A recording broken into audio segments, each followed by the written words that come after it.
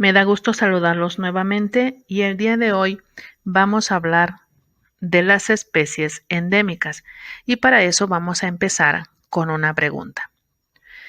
¿Qué es una especie endémica? Son aquellas que solo habitan en un lugar determinado. Sin embargo, el término es relativo porque una especie puede ser endémica de un continente, de un país, de una región o un bioma. Por mencionar el término relativo, significa que puede mantener un vínculo o una relación con otras especies. Más adelante veremos por qué. Si se dan cuenta, viene la palabra bioma ahí. Entonces, bioma nos dice que es el conjunto de ecosistemas que se caracterizan por una composición de especies con un funcionamiento y un ajuste al clima y al suelo característicos.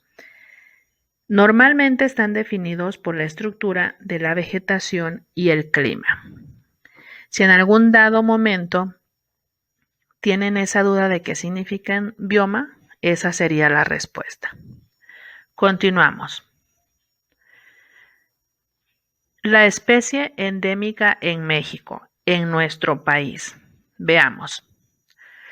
Las especies endémicas de México son aquellas que solo habitan en nuestro país. Algunas de ellas, su distribución se encuentran en un territorio determinado como islas, montañas, ríos, lagos o lagunas y otras en cenotes o cuevas. Entonces, en esos lugares prácticamente se encuentran las especies endémicas de nuestro país, de México. Continuamos. Vamos a ver ahorita las especies endémicas en México y en este momento vamos a analizar una especie que está ya en peligro de extinción y es el ajolote. El ajolote es uno de los animales característicos de México. La especie es endémica del Valle de Xochimilco, donde viven lagunas y canales de baja profundidad. Se alimenta de peces, lombrices y crustáceos. Y posiblemente de algunas otras cosas se puede alimentar. Sería cuestión de investigar. Si se dan cuenta, esta especie habita en Xochimilco. Y sí, lamentablemente, el ajolote se encuentra en peligro crítico de extinción debido a la contaminación, la distribución de su hábitat, la introducción de otras especies con las que debe competir y el tráfico para ser utilizado en medicina o como mascota. Aquí podemos intervenir, que decíamos que el término es relativo al inicio de la clase, porque específicamente, por ejemplo, aquí en el ajolote introducen a otras especies con las que debe compartir. Por tal motivo, dice que es relativo, ¿verdad? Bien, continuamos. Vamos a analizar la chara enana. Es otro de los animales típicos de México.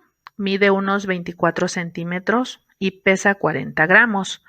Se distribuye por los bosques húmedos de Jalapa y Oaxaca. Fíjense bien dónde se distribuye, dónde se encuentra, cuál es su hábitat y dónde el territorio donde se encuentra. La especie se caracteriza por presentar un plumaje azul oscuro con zonas negras y el pecho en color claro. Estos son unos ejemplos. Vamos a ver otro ejemplo. Y esta es la liebre de Tehuantepec. Nos dice que es una especie que habita en las sabanas de Oaxaca y el Golfo de Tehuantepec. Ese es su territorio donde habita. Se caracteriza por presentar un pelaje castaño brillante en la espalda, abdomen blanco y 2 rayas negras que bajan desde sus orejas hasta el cuello. Es poco lo que se sabe del número de ejemplares que existen o su periodo de reproducción, pero se trata de una de las liebres más grandes de México y se trata de una especie en peligro de extinción. Bien, si se dan cuenta, acabamos de analizar dos tipos de animalitos que entran en las especies endémicas y que están en peligro de extinción, en este caso el ajolote y la liebre de Tehuantepec.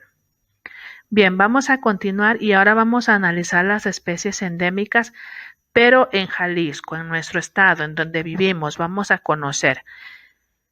Y empezamos con el maguey, que también se conoce como ágave, que está aquí en Guadalajara, pero específicamente esta planta la encontramos en un pueblo que se llama Tequila o un municipio.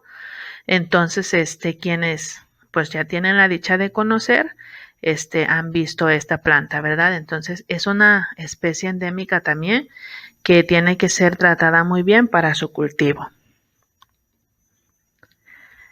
Veamos en este momento, también dice que en Jalisco se da esta flor muy hermosa que es la dalia y que es conocido, este género de dalia es conocido coloquialmente como dalias, charahuescas o camilas, quizás la conocen con esos nombres, y que sus numerosos cultivares se han desarrollado desde tiempos prehispánicos. Tienen gran aceptación como ornamentales y se considera como la flor nacional de México. Investigando un poquito más también dice que se trata y se puede realizar para medicinas, para medicamento. Entonces, es muy importante también cuidarla. Y si se dan cuenta también, algunas personas llevan el nombre de Dalia, ¿verdad? En México en general vimos lo que son animalitos, en este caso en las especies endémicas de Jalisco estamos viendo plantas, ¿verdad? Continuamos.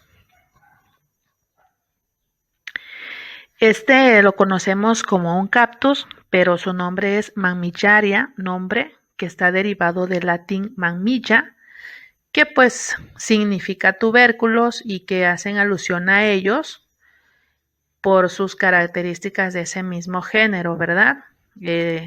Ustedes observen, y yo creo que ya también lo han visto o en un dado caso, en un dado momento lo han tenido en casa como una plantita, ¿verdad? Y jaliscana viene del latín jaliscanus, que pues se ubica aquí en Jalisco, entonces también está dentro de las especies endémicas. Bien, ya analizamos algunas plantas y algunos animales dentro de las especies endémicas, perdón, y vamos a continuar con una pregunta más. ¿Cómo podemos conservar o cuidar estas especies endémicas? Tenemos un primer punto, prohibir la caza y la pesca. Sí, entonces sería restringir la caza, prohibirla, tanto deportiva como creativa o comercial, de manera que podamos proteger nuestra especie endémica, los hábitats, para que ellos puedan seguir desarrollándose, ¿verdad? Un segundo punto podría ser los programas de conservación, donde podemos cuidar los ecosistemas, en lugar de amenazarlos, podríamos apoyarlos, pedir apoyos gubernamentales y tener pues proyectos donde podamos conservar y preservar las especies endémicas. Un tercer punto puede ser el ordenamiento territorial y las áreas protegidas, es decir, respetar y proteger su espacio de las especies endémicas, cuidarlas, tener un control de su espacio, volvemos a mencionar, de manera que puedan estar conservadas, ¿verdad? Y cuidadas. Otro punto puede ser el turismo sostenible, que se busque incrementar los esfuerzos que impactan de manera positiva la biodiversidad. Es decir, si el turismo me ayuda, pero ¿cómo le podemos hacer para que esas plantas, esas especies sigan existiendo y que sea disfrutar y gustar de la naturaleza y no maltratarlas? Un último punto y el más importante que nosotros los seres humanos tenemos que tomar mucho en cuenta es la concientización.